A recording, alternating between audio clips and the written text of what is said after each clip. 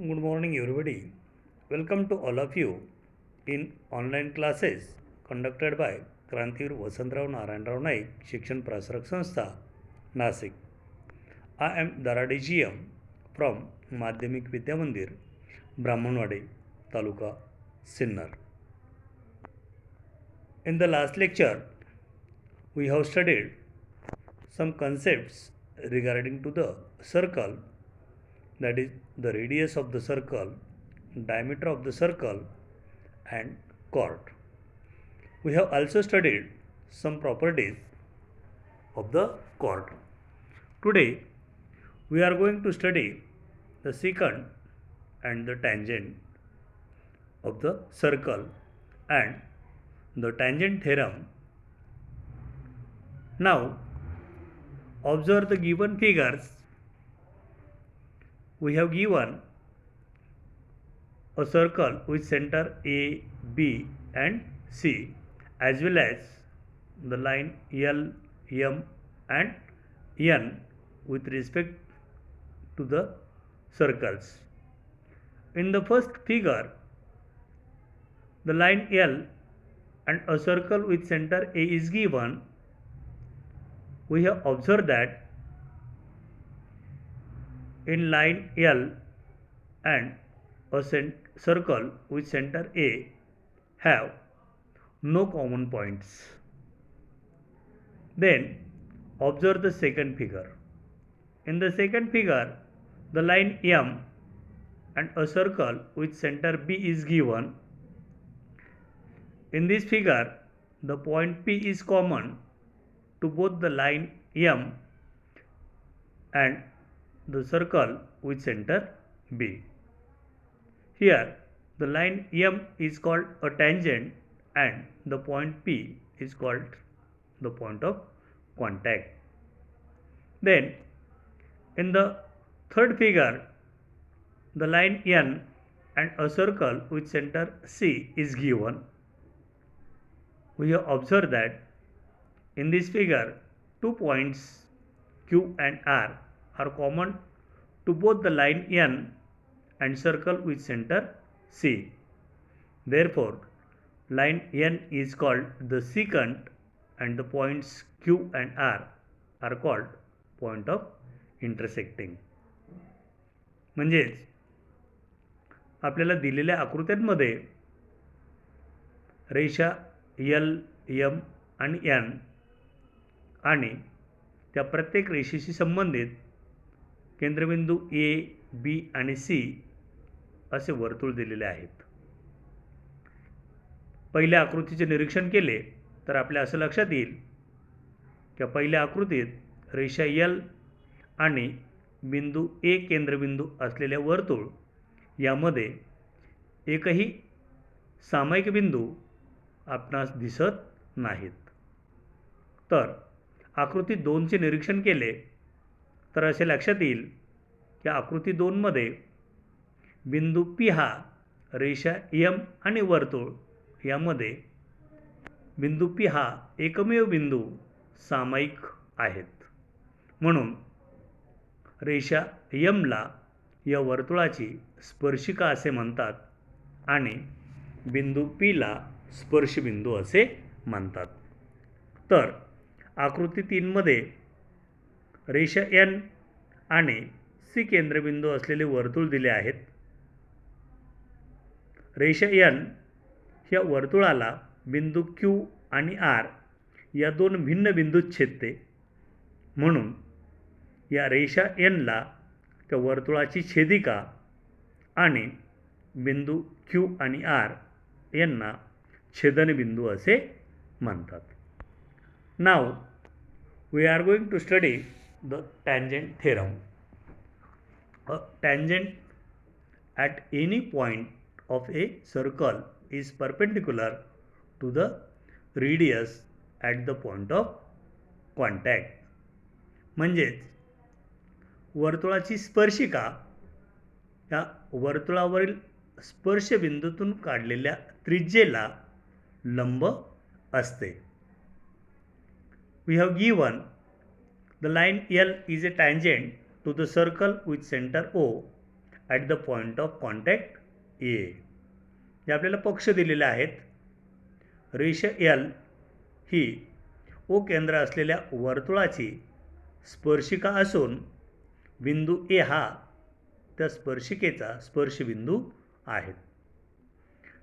We have given to prove line L is perpendicular to radius O A. म्हणजे आपल्याला रेषा L ही त्रिज्या ओ एला लंब आहेत हे सिद्ध करायचं आहे. We can see the proof. The proof of this theorem is indirect proof. So we can imagine that the line L is not perpendicular to segment OA. We have given to prove line L is perpendicular to the radius OA, and so we have imagined that the line L is not perpendicular to segment OA. म्हणजेच आपल्याला रेषा L ही त्रिज्या ओ एला लंब आहेत हे सिद्ध करण्यासाठी या इनडायरेक्ट मेथडमध्ये आपण हे वाक्य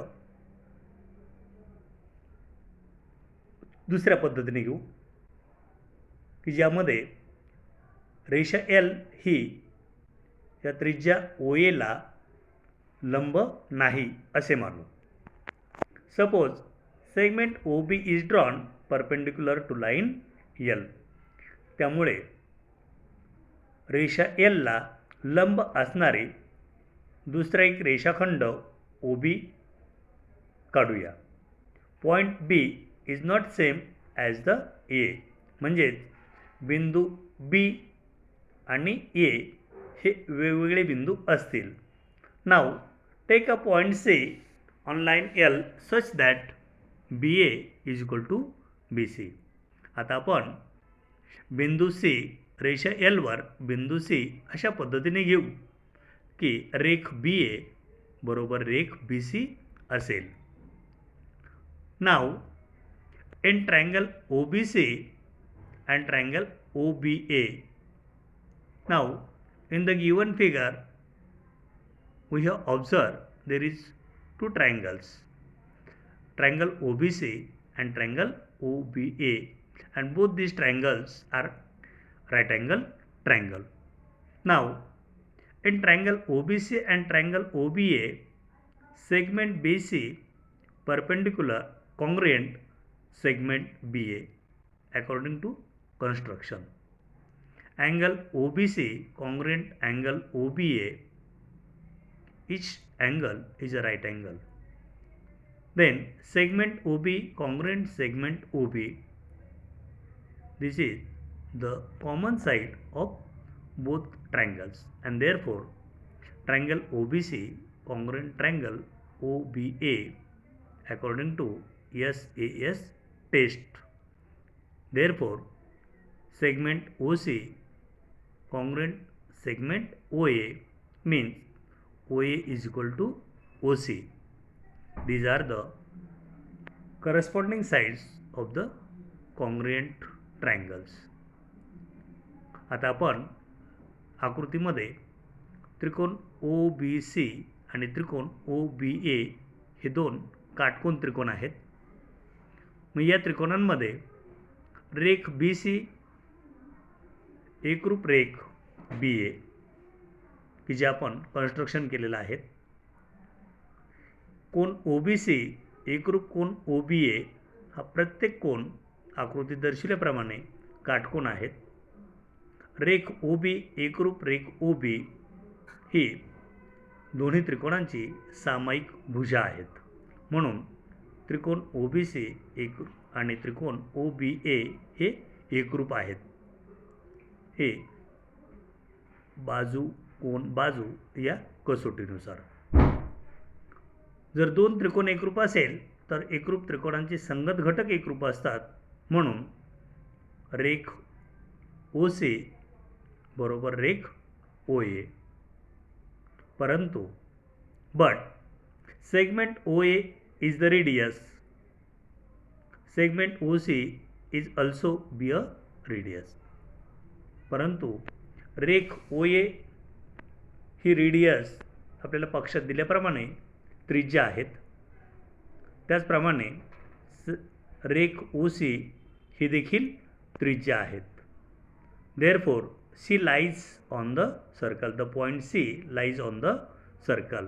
म्हणजेच बिंदू C हा या वर्तुळावरील बिंदू आहेत. That means line L intersects the circle in two distinct points A and C. याचाच अर्थ रेषा L ही वर्तुळाला बिंदू A व C या दोन भिन्न बिंदूत छेदते. But line L is a tangent according to the given. परंतु लाईन L ही स्पर्शिका आहेत. It intersects the circle in only one point. म्हणजे स्पर्शिका ही वर्तुळाला फक्त एकाच बिंदूत छेदते.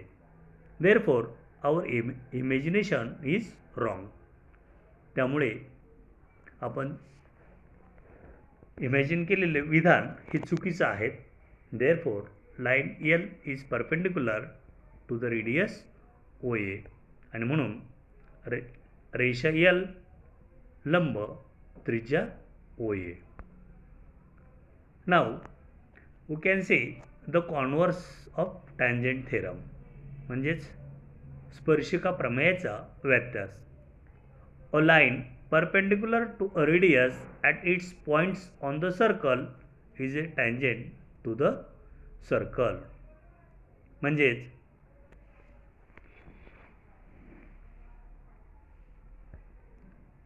वर्तुळाच्या त्रिज्येला लंब असलेली रेषा ही त्या वर्तुळाची स्पर्शिका असते. We have drawn the figure. In the figure, we have given M is the center of a circle, segment MN is a radius, and line L is perpendicular to the segment MN at point N. म्हणजे यामध्ये पक्ष दिलेले आहेत. बिंदू M हा वर्तुळाचा केंद्रबिंदू असून रेख MN ही त्या वर्तुळाची त्रिज्या आहेत आणि रेषा L ही त्रिज्या MN ला N बिंदूमध्ये लंब आहेत. To prove line L is a tangent to the circle. म्हणजे आपल्याला या ठिकाणी साध्य दिलेलं आहे.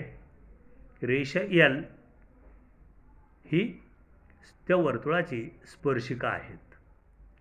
नाव we can see the proof of this theorem. Take any point P other than N on line L. म्हणजे रेषा L वर बिंदू N व्यतिरिक्त कोणताही एक बिंदू P घ्या. Draw segment MP.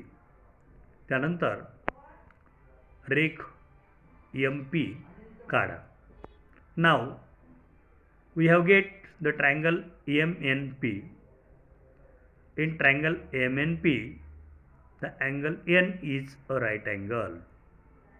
आता आपल्याला आकृतीमध्ये एक त्रिकोण MNP हा त्रिकोण मिळाला आहे. या त्रिकोण MNP मध्ये कोन N हा काटकोन आहेत.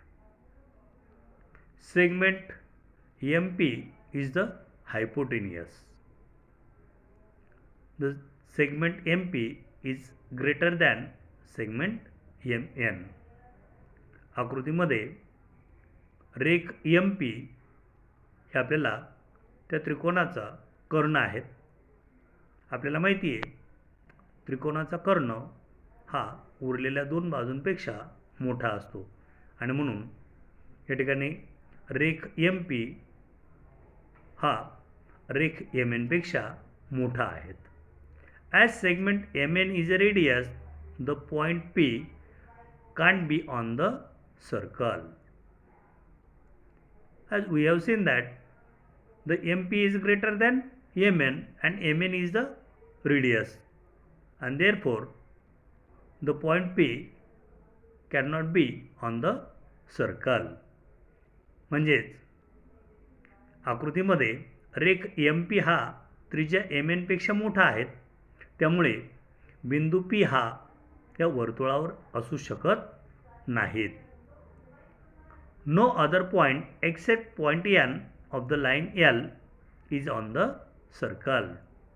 म्हणजेच बिंदू एन व्यतिरिक्त, रेषा एलवरील बिंदू एन व्यतिरिक्त कोणताही बिंदू त्या वर्तुळावर नाहीत. Line L intersect the circle in only one point N. आणि त्यामुळे रेषा एल ही या वर्तुळाला फक्त एन या एक आणि एकाच बिंदूत छेदते. Therefore line L is a tangent to the circle. आणि म्हणून रेषा एल ही त्या वर्तुळाची स्पर्शिका आहेत. The remaining part we can see to the next lecture. Thanks.